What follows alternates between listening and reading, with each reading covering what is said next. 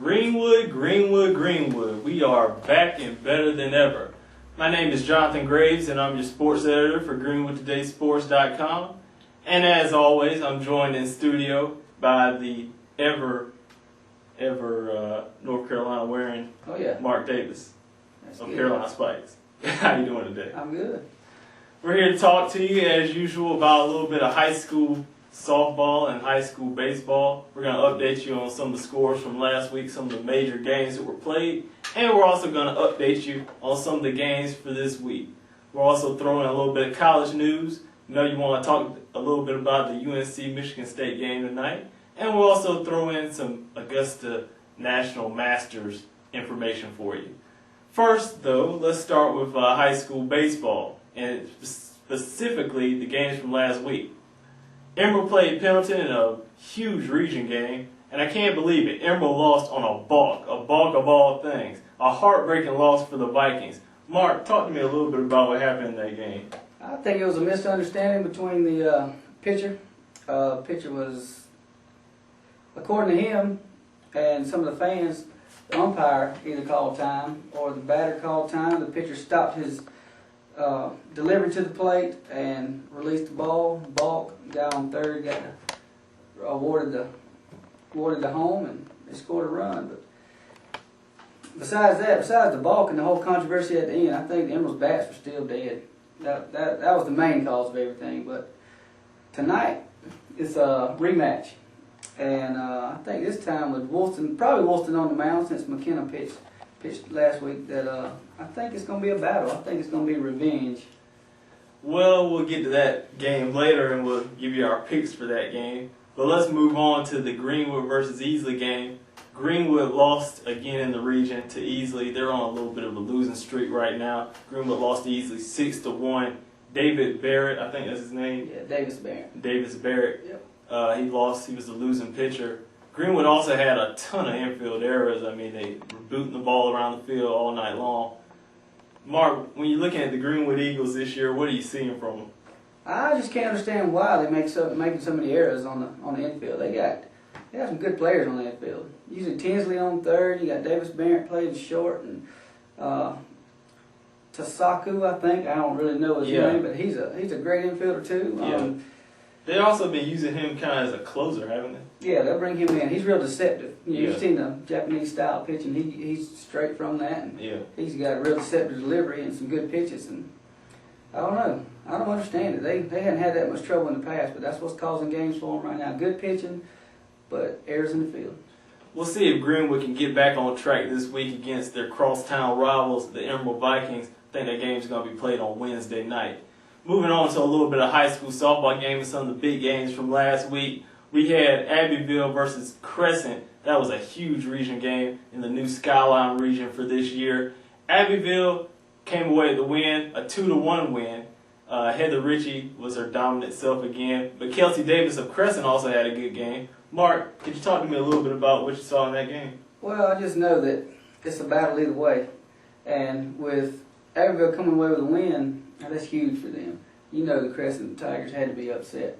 But it's a huge region game. They're the two top in the region. I think it'll be a battle now like it was, and then especially when it comes playoff time. It's interesting, too, because Abbeville and Crescent have split their season series. So I think there's a chance there that at the end of the season it might be tied maybe for that region championship. What would happen if that was the case? If that's the case, you better bring both top pitchers and just battle it out. I think it'll be a low-scoring game because the pitchers are both dominating, and it's going to come down to the bats, or it's going to come down to the field. Whoever's not making errors in the field, the least mistakes and the best pitching is going to win that game. And that's eventually what cost Crescent in the end. An error by one of their infielders allowed the winning run to come across the plate. And getting back to that Abbeville Crescent, mark my words, those two probably will meet in the playoffs this year. I guarantee it. Moving on to a little bit more softball, we had Emerald versus Pendleton. Emerald's having a struggle this year. They're a little young in the infield, a little young. Well, not really young. They got a senior pitcher. I think that she's kind of lost her arm a little bit. Her velocity's kind of down. And that's the only pitcher they're really using, so she's always being thrown in the games.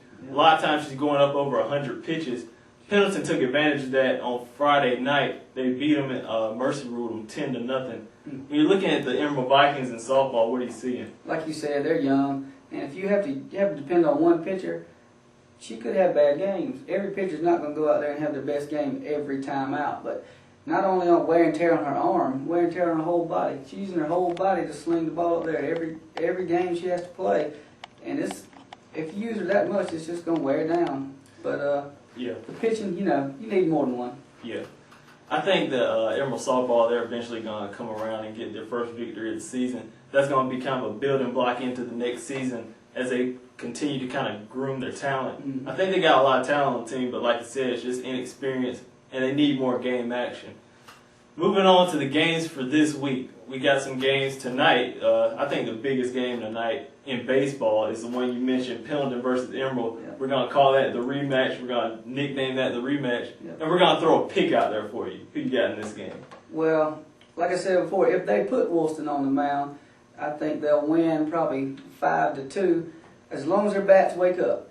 Because also you got Pendleton, who's in spring break tournament all week. So that side's going to be in spring break tournament, so they have to play early this afternoon.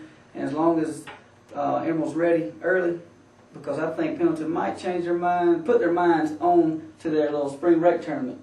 And Emerald might come away with a win. It'll be a big one for them. Let's see, spring break and the beach, warm weather, bad combination for Pendleton. I'm taking Emerald. John Woolston's going to be on the mound tonight, I guarantee it, because Emerald needs this game in the region. And they lost a critical game to Pendleton the previous week, and I'm sure they're still upset about this. Oh, yeah. They got blood in their mouth. They're tasting the blood. They're going to, throw some sand in Pendleton's face tonight, make sure they don't see the ball, don't see the pitches coming. But seriously, folks, I'm taking Emerald in this game. I'm taking them 5-1, like Mark said. I agree with him. I mean, Emerald's got way too much talent to lose this game tonight. Moving on to softball, the biggest game tonight, the one I'm going to be covering. The game probably of, the Monday nights of games, Abbeville versus Greenwood High. Abbeville's on a roll. They're, I think they won 5 straight region games, which is, really something to say in that region. Big. What are you seeing in this game? I think Abbeville coming off a big win off of Crescent, they still on a high. And I think they're just going to take it right to Greenwood. Greenwood being 4A, Abbeville being 2A still. I think the better talent right now is in Abbeville, and they're going to come away with a big win. Be close, but it'll be a win for Abbeville, 4-1.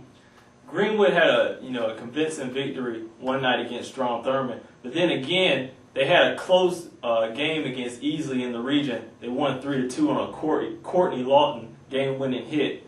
Greenwood is kind of getting back on their roll a little bit, kind of getting in the stride. I think that what's happening now is Greenwood's starting to get their feet up under them in the region a little bit. They're starting to win a couple of region games. They're on a winning streak right now. They're going to be at home tonight. I'm still taking Abbeville. Like I said, they're on a high. They've won 5 straight region games. I do think, however, they're going to come down a little bit because they're not playing a region game tonight. Yeah. You really don't, want to get up for this game. I'm sure Richie's not going to be pitching tonight because it's not a region game. I'm still taking Abbeville. I'm going to take them 4-3. It's going to be a close game because Greenwood High, they're going to be up. They're going to be ready for this game. Moving on to another game tonight, Ware Shoals versus Palmetto. What are you seeing in this game? Who'd you pick? My pick's going to just have to go with Palmetto. I don't think that Ware Shoals has still got enough of what it takes to come away and out of region too. And it's going to have to be Palmetto on this one. Palmetto probably like 8-1 or 8-2. I don't think Ware Shoals is going to have that high of offense to score enough, but 8-1 or I'll say 8-1 will do it. I go to Palmetto. I go 7-4. Ware Shoals is a little bit down this year in softball. Moving on to Tuesday night, we got a baseball game against Abbeville versus Walhalla. This is another region game. Who you got in this game? What's your pick?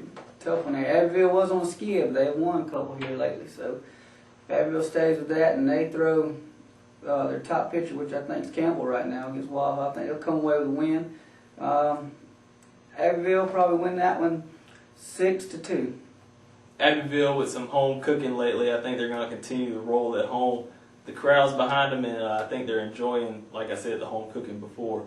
I'm going to take Abbeville 8-4.